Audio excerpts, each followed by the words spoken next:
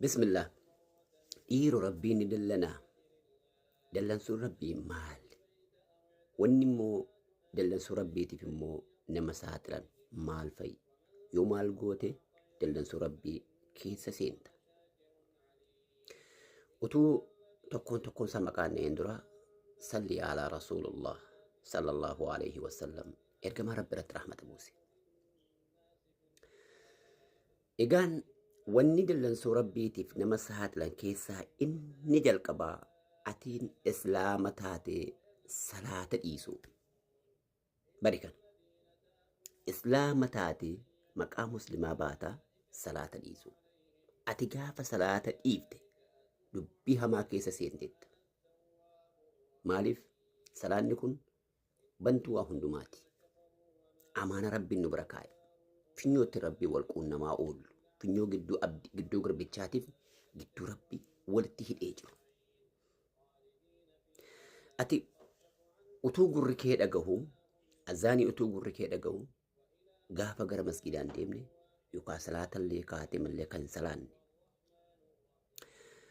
Waqtiin salaataa ga'uu utuu beektu salaatarraa kan waan tokko dhimma hin qabne akka waqtiin si bira kan darbu.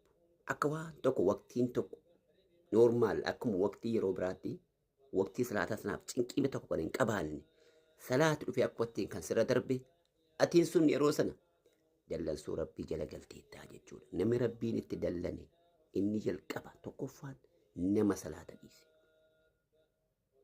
Namni salaata dhiise dallansuu rabbii jala jira. Hojjetatu walitti qabatuuf. Dhageessee daldalatu walirraan bu'uuf. Dhageessee malkiin tisaallee yoo isarraa ilaalte malkiin namaa isarra hin jiru.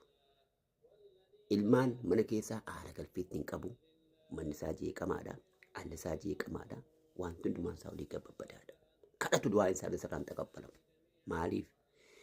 Isatu salaata laaffise.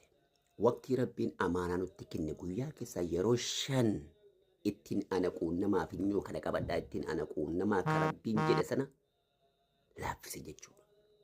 Gadhiise jechuudha. Amaanaa rabbii waan gateef rabbiin isa gate. Namni sun dallansuu keessa jira.